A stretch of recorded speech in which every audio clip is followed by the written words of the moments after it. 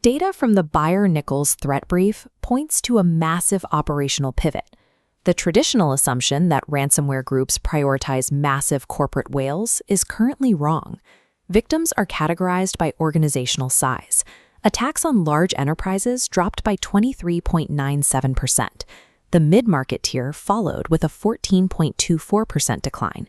This missing volume shifted downward. Small businesses absorbed a 6.97% spike, bringing their total share to an overwhelming 71.12%. Threat actors are actively shifting away from hardened enterprise perimeters. They are industrializing their operations to hit high-volume, lower-tier targets.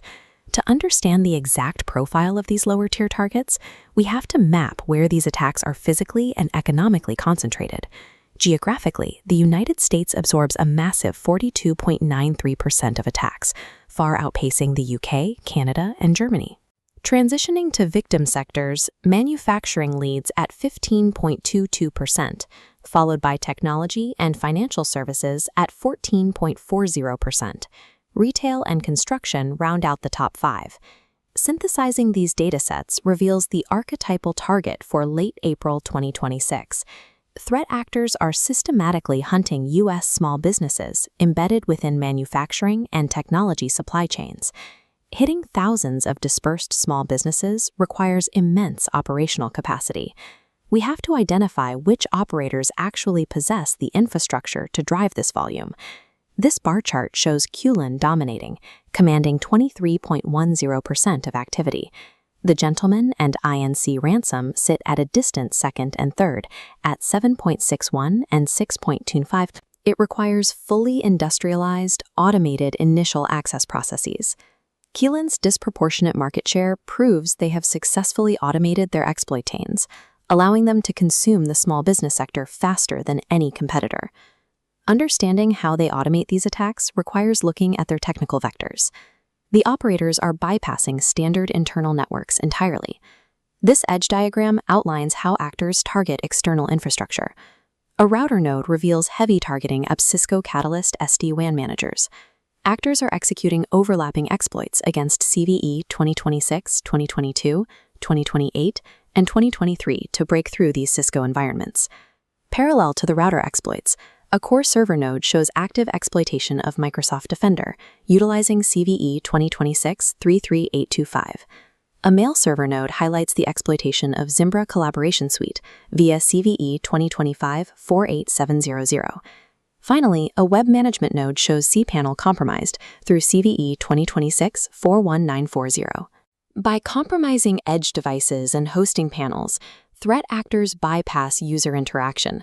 They achieve immediate, unmonitored administrative access to the internal networks of smaller organizations.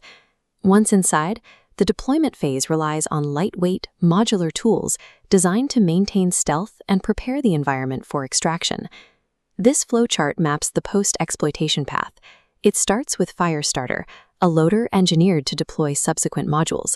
It deploys Go Gray, an information stealer extracting credentials and system details. A dormant branch shows Lotus Wiper, a destructive option for wiping files. Simultaneously, severe compromises happen further up the chain. These glowing digital links represent the developer supply chain, where corruption rapidly spreads from an infected node. This specific attack relies on a self-spreading NPM package designed to harvest authentication tokens directly from developer environments. Compounding the threat, additional supply chain attacks recently hit Checkmarx and Bitwarden developer tools. These developer compromises act as initial access brokers. Stealing authentication tokens at the source provides pre-authenticated access to dozens of downstream small business targets simultaneously. The attacks we track blur operator categories. The assumption that state-sponsored advanced persistent threats strictly avoid financial theft is now completely outdated. This Venn diagram maps the convergence. Left, state-linked APTs. Right, financially motivated actors. In the overlapping center, Lazarus executes the $290 million KelpDAO attack. Silk Typhoon and Blue Noroff also appear in this intersection, adopting financial theft alongside espionage. We see further evidence of financial targeting from state-aligned regions, with Chinese threat actors successfully infiltrating Apple's App Store using crypto-stealing wallet applications. State actors are increasingly utilizing cybercrime tactics to fund primary espionage operations. They deploy the exact same malware payloads and extraction techniques as traditional syndicates. To mount an effective defense, we have to consolidate these telemetry points into a cohesive, actionable model of the late April operational landscape. This attack graph maps the intrusion path. Initial access vectors, Cisco SD-WAN vulnerabilities, and stolen NPM tokens inject the Firestarter loader.